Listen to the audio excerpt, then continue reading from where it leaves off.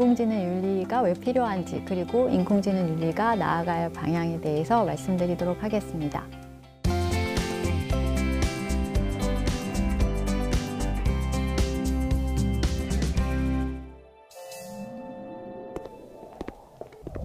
안녕하세요. 저는 동국대학교 철학과 심지원 교수입니다.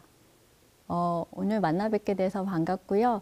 오늘은 인공지능 윤리가 가지고 있는 여러 가지 내용들에 대해서 함께 논의해 보고자 합니다. 네, 인공지능 윤리라는 것은 인공지능을 연구하고 개발하고 활용하고 적용하고 그리고 폐기하는 인공지능 기술에 대한 전 과정에 대해서 인공지능을 둘러싼 규범적인 문제들을 이야기합니다. 우리가 어떤 특정한 기술에 대해서 기술 윤리라는 분과가 있죠. 그래서 기술 윤리에서 뭐 나노 윤리나 또 신경 윤리나 이런 것들을 많이 다루고 있는데요. 왜 우리는 그 나노 윤리나 신경 윤리보다 인공지능 윤리를 편애하고 인공지능 윤리에 대해서 이렇게 호들갑을 떨고 난리가 난 걸까요? 아마도 인공지능 기술이 우리 사회에 미치는 영향이 점점 더 확대되고 빨라지는 거기 때문인 것 같습니다. 인공지능이 우리 삶에 미치는 곳은 정말 다양한데요. 일일이 다 열거할 수 없을 정도인데 뭐 물건을 제조하는 것서부터 판매하고 소비하고 우리가 행동하는 여러 가지 즐기는 오락 같은 것도 있을 수가 있겠고요. 그리고 뭐 법률이나 의료 모든 공공 분야에까지 많이 확대되고 있습니다. 인공지능이 가장 활발하게 진행되고 활용되고 있는 분야는 바둑계인 것 같습니다. 왜냐하면 바둑은 게임이기 때문에 어떤 의료 분야보다 인공지능이 활용되는 것에 대한 위험도가 훨씬 좀 낮은 것 같고요. 또 어떤 게임이기 때문에 규칙에 명확하기 때문에 인공지능이 바둑계에 많이 활용되고 있는 것으로 알고 있습니다. 그 바둑 기사들이 바둑을 두고 나면 복기라는 것을 하는데요. 옛날에는 그것에 대해서 동료 그 바둑 기사들과 함께 논의를 하고 집단적으로 연구를 했는데 요즘은 인공지능이 발달했기 때문에 다들 대국이 끝나면 그냥 집에 가신다고 그러더라고요. 그래서 집에서 혼자 인공지능에게 바둑을 배우기도 하고요. 또 바둑이라는 것이 나보다 더 잘하는 사람하고 바둑을 둬야 실력이 느는데 가장 좋은 선생님이 나의 근처에 있기 때문에 인공지능을 제일 좋은 선생님이라고 말하는 바둑 기사의 인터뷰도 본 적이 있습니다. 그 옛날에는 우리가 어떤 추구해야 할 대상을 인간 안에서 찾았거든요. 그러니까 예를 들면 바둑 기사가 꿈이라면 나는 뭐 조은현이 될 거야, 이세돌이 될 거야, 뭐 이런 얘기를 했다면 이제는 인간 따위를 부러워하진 않는 것 같습니다. 그래서 지금 신진서라는 바둑 기사를 우리가 신공지능이라고 부르잖아요. 근데 만약에 옛날 같았으면 뭐 제2의 이창호 아니면 제2의 이세돌이라고 불렀을 텐데 이렇게 심리적으로도 인공지능은 우리 삶에 많이 가까워져 있는 것 같습니다. 네, 인공지능 윤리는 인공지능 기술을 기반으로 해서 구성되었는데요. 인공지능 기술이 다른 기술과 차이가 나는 점은 바로 빅데이터 없이는 아무것도 할 수 없다는 것인 것 같습니다. 인간이 음식 없으면 살 수 없듯이 인공지능 기술 또한 빅데이터 없이는 그 활용성이 거의 무용지물이 되는데요. 그 인공지능 데이터는 사실은 우리가 만든 인간들이 살아가면서 만든 데이터고 그 데이터 안에는 차별이나 이런 것들이 그대로 고스란히 담겨져 있습니다. 그래서 그런 데이터를 가지고 뭔가 일을 하게 되면 우리의 사회적인 그 편견이 그대로 전해지기 때문에 편향성에 대해서 많은 우려를 하게 됩니다. 그러한 예로는 셀 수 없이 많은데요. 가장 대표적인 것이 젠더 편향성이나 인종 차별이 있을 것 같습니다. 결국 그러니까 우리가 하는 행동들을 인공지능은 그대로 답습하게 되는 거죠. 그래서 데이터 편향성이 상당히 중요하게 문제가 되고 있고요. 그 인공지능 기술을 활용하는 데 있어서 전처리 작업을 하는 것이 중요한데 이때 수많은 데이터들을 가지고 작업을 하기 때문에 개인정보가 노출되는 잘못을 범할 수도 있습니다. 이루다 같은 경우도 개인정보 보호 문제가 가장 크게 논란이 됐던 것 같습니다. 혹시 여기까지 들으신 내용 중에 궁금한 것이나 질문 있으신가요? 예, 말씀해 주세요. 인공지능이 성별이나 인증에 따른 지식을 수집한 후 결과를 도출할 때 어떤 학습 때문에 이러한 차이가 발생되는 건가요? 이러한 윤리적 차별은 인공지능이 아직은 거를 수 없는 건가요? 그 차별은 아까 말씀드렸듯이 우리 사회에 이미 어떤 그 여성과 남성에 대한 차별이 존재하잖아요. 그러한 것들이 기반으로 데이터가 만들어지기 때문에 그 데이터를 사용하는 인공지능 기술들은 또 그것을 반복하는 거고, 그 반복으로 인해서 오히려 우리 사회에 일어나는 젠더 문제가 더 강화되는 부분도 있는 것 같습니다.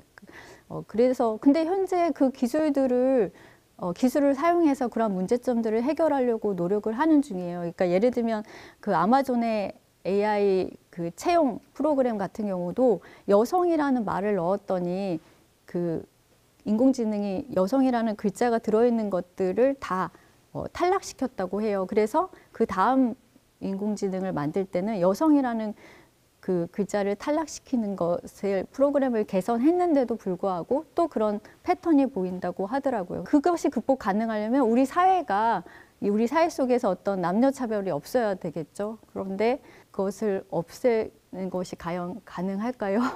라고 여쭤보고 싶은데, 그래서 실제로 그런 노력들을 많이 하고 있고, 기술적인 노력도 하고 있고, 또 우리가 사회적으로 그런 인식의 변화 이런 것들이 같이 간다면 그래도 좀 그런 젠더 차별적인 문제에 대해서는 문제가 좀 완화되지 않을까 생각을 하고요. 사실 이 젠더 편향에 대한 문제는 다 연관되는 것 같습니다. 인종 편향도 그렇고 여러 가지 경제적인 불평등도 그렇고.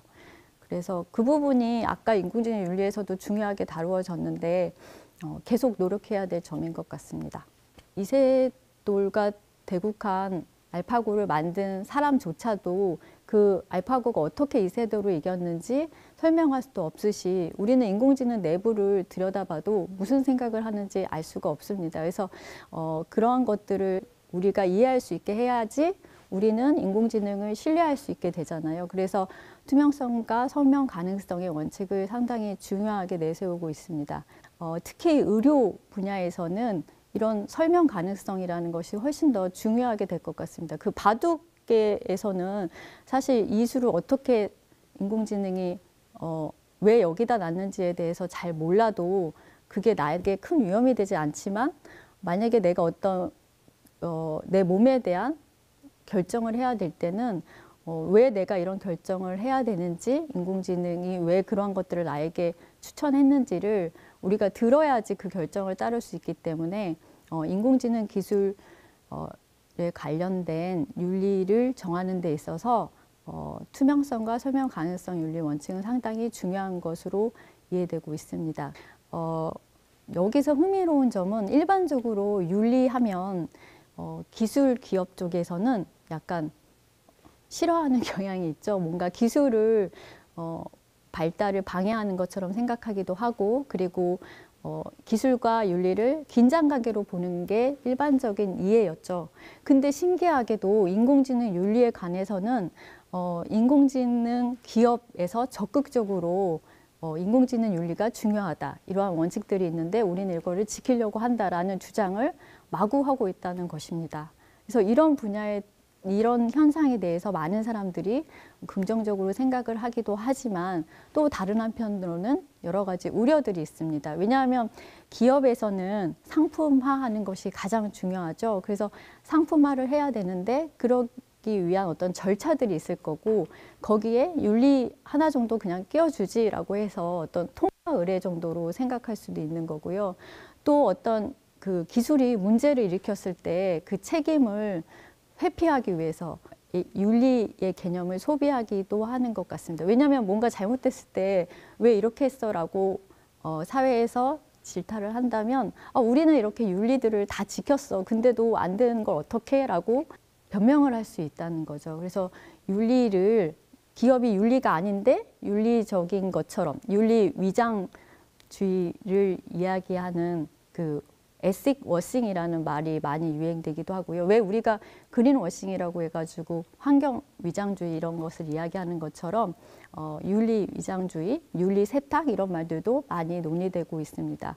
그리고 또 플로리디라는 철학자 같은 경우는 이렇게 많은 윤리 원칙들이 쏟아져 나오는데 그것은 윤리를 상품화하는 것 같다라고 우려를 표명하기도 합니다. 왜냐하면 기업들이 이렇게 다양한 윤리 원칙들 가운데 마음에 드는 것을 하나 사서 우리는 이 원칙을 지킬게요 라고 하듯이 어떤 원칙들의 시장에서 윤리를 구매하는, 그래서 윤리를 상품화하는 것에 대해서 많은 우려를 표명하고도 있습니다. 인공지능에 대해서 많이 오해하고 있는 것이 있습니다. 인공지능 윤리는 좀 억울한 게 많은 것 같습니다. 이번에 이루다 일이 있고 나서 갑자기 막 인공지능 윤리에 대해서 많은 논의를 하고 인공지능을 키워드로 하는 뭐 신문 기사나 이런 것들이 마구 쏟아져 나왔는데요. 그것을 보면 마치 인공지능 윤리는 뭔가 독립적인 어떤 것이고 이것만 열심히 하면 우리는 인공지능과 함께 평화롭게 공존하면서 살 수 있겠다라는 생각을 하게 되는데요.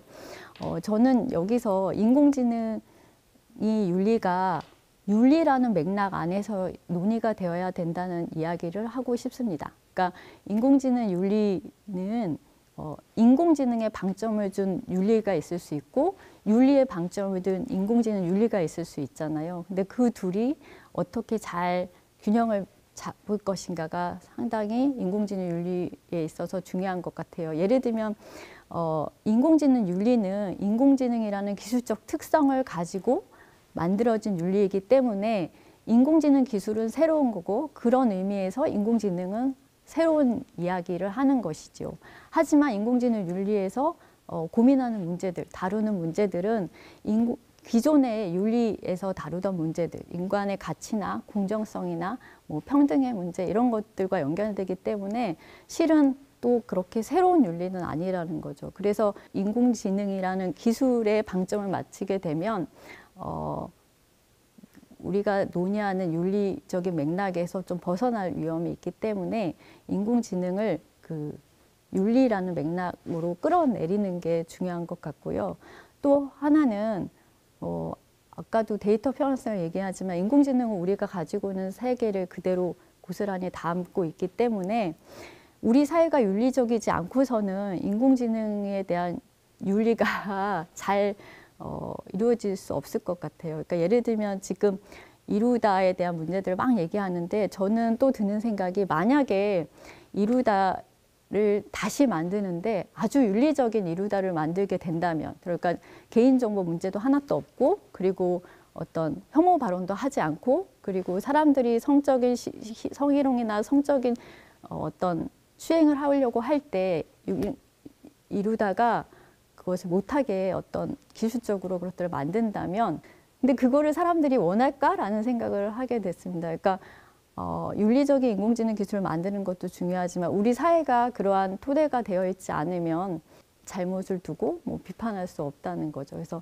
사람들이 정말 윤리적인 인공지능을 원하는가라는 질문에 우리는 네라고 말을 해야지 그때 인공지능 윤리가 좀 더 많은 역할들을 할 수 있을 것 같아요. 그리고 두 번째는 인공지능 윤리의 역할을 마치 수리공의 역할로 보는 것 같습니다. 그러니까 평소에도 인공지능 윤리학자들은 윤리의 중요성을 마구마구 이야기하고 항상 열심히 연구를 하고 있는데 아무도 관심이 없다가 이번에 이루다 사건이 터지니까 그때서 여기저기서 인공지능 윤리에 대한 전문가들을 찾고 인공지능 윤리의 문제가 어떻게 되어야 되는지 물어보고 어떻게 해결될 수 있는지를 물어보고 아마 제가 오늘 여기 있을 수 있는 건 또 어떻게 보면 이루다의 영향일 수도 있을 것 같습니다.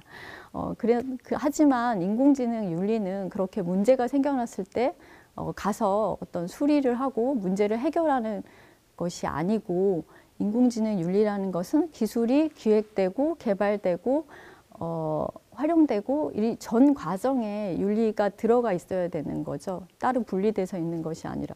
그러니까 인공지능 윤리를 문제가 터졌을 때 윤리학자에게 와서 해결해 주세요라고 하면 인공지능 윤리학자들은 하는 말이 뻔하죠. 왜냐하면 인공지능 윤리의 문제가 단지 그 사건을 해결한다고 해서 없어지는 게 아니라 그 사건과 관련된 여러 가지 사회 전반적인 뭐 제도도 그렇고 법적인 것도 있고 인식도 그렇고 그런 것들이 다 바뀌어야 되는데 그런 것에 대해서 이야기하면 또 일반 사람들은 또 뻔한 얘기에 윤리학자들은 입만 살았어 뭐 이런 식으로 얘기를 하기 때문에 그것은 윤리학이나 윤리 자체가 무능하기 때문이 아니라 윤리가 하는 역할이 아닌데 그것을 윤리에게 요구하기 때문인 것 같습니다. 그래서 인공지능의 윤리의 역할은 어떤 문제가 터졌을 때 그것을 대처하는 것이 아니라 해결하는 것이 아니라 그 전부터 윤리는 항상 처음부터 기술과 같이 가야 된다는 것을 말씀드리고 싶고요.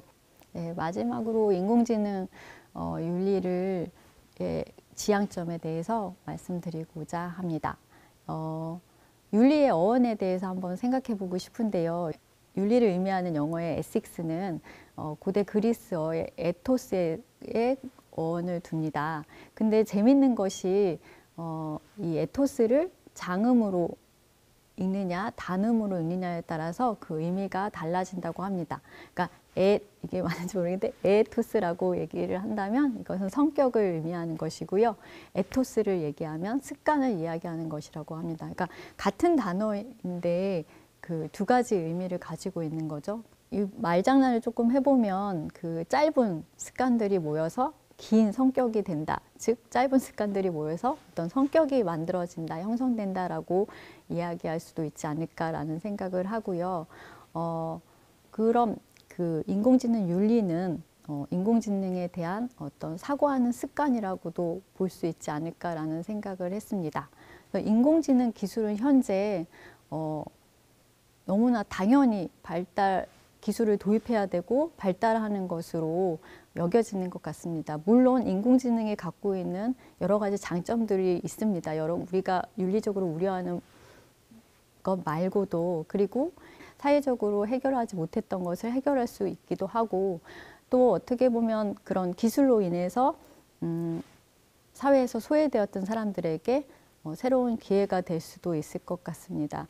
하지만 그러한 윤리적인 기대가 있음에도 불구하고 인공지능 기술이 발달하고 도입하는 것을 너무나 자명하게 받아들이는 것은 문제가 있는 것 같습니다. 마치 우리가 일기예보를 들으면 일기예보에서 내일 비가 옵니다. 그러니까 우산을 가지고 나가세요. 내일은 추우니까 따뜻하게 옷을 입으세요라고 말을 하면 우리는 그것에 대해서 전혀 의심하지 않고 그냥 따라하잖아요. 만약에 내일 비가 올 테니 우산을 가져가세요. 그러는데 누군가가 왜 우산을 가져가느냐고 이렇게 따져 묻지는 않잖아요.